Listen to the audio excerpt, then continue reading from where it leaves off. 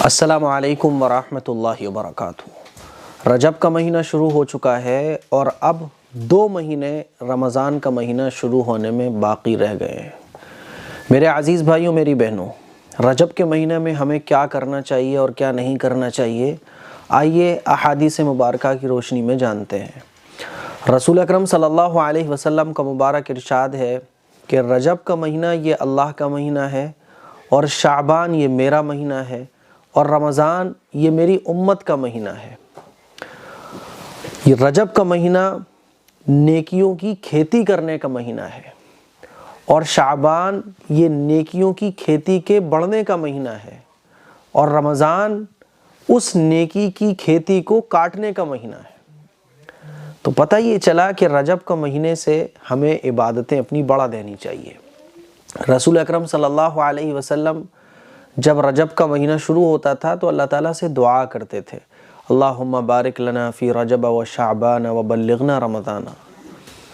اور آپ علیہ السلام جب کہ بخشائے ہیں آپ ہی کے صدقے میں ساری کائنات سجائی گئی ہے، بنائی گئی ہے، تمام پیغمبروں کے سردار ہیں، لیکن اس کے باوجود بھی کیا دعا کر رہے ہیں کہ اے اللہ میرے رجب اور شعبان میں برکت دے اور مجھے رمضان نصیب فرما دے۔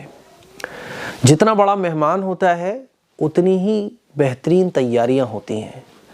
رمضان کا مہینہ یہ جتنے مہینے ہیں ان کا سردار ہے۔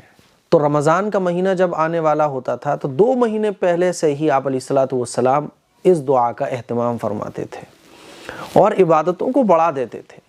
حضور کے روزے بڑھ جاتے تھے، راتوں میں عبادتیں بڑھ جاتی تھیں، اور عبادت کے جتنے بھی کام ہیں ان میں زیادتی ہو جاتی تھی۔ تو میرے عزیز بھائیوں اور میری بہنوں، پتہ یہ چلا کہ رجب کا مہینہ شروع ہوتے ہی ہمیں اپنی عبادتیں بڑھا دینی چاہیے۔ تو پہلا کام جو ہمیں کرنا ہے وہ یہ کہ عبادت کے جتنے بھی کام ہیں ان کو ہمیں بڑھا دینا ہے۔ قرآن مجید کی تلاوت، نماز، روزہ، ہے نا، جتنے بھی عبادت کے کام ہیں ان کو بڑھا دو آپ، تاکہ رمضان آتے آتے ہم ایک دم فارم میں ہوں، فل فارم میں ہوں، اور رمضان کو اچھے طریقے سے وصول سکیں۔ تو کرنے والے جو کام ہیں وہ یہ ہیں۔ اس کے علاوہ بہت سارے کام ہیں جو رجب کے مہینے میں کیے جاتے ہیں، بہت ساری بدعات اور خرافات ہیں، بہت سارے غلط سلط کام ہیں جن کا احادیث مبارکہ سے کوئی ثبوت نہیں ہے۔ جیسے کہ بعض لوگ رجب کے مہینے میں چراغ جلاتے ہیں، بعض لوگ رجب کے مہینے میں حلوہ بناتے ہیں، بعض لوگ رجب کے مہینے میں کچھ کرتے ہیں، کوئی کچھ کرتا ہے، کوئی کچھ کرتا ہے۔ تو وہ کام جو دین سے نہیں ہیں ان کو اگر دین سمجھ کر کیا جائے تو یہ بدعت ہے، اور اگر ان کو دین سمجھ کے نہیں بھی کیا جا رہا ہے، رسم کے طور پہ کیا جا رہا ہے، تو رسموں کو بھی شریعت نے چھوڑنے کا حکم دیا ہے۔ رسموں کی کوئی جگہ اسلام میں نہیں ہے۔ تو میرے عزیز بھائیوں، میری بہنوں، رجب کے مہینے میں جتنے بھی عبادت کے کام ہیں ان کو بڑھا دینا چاہیے، اور جتنے بھی وہ کام جو احادیث مبارکہ سے ثابت نہیں ہیں ان کو چھوڑ دینا چاہیے۔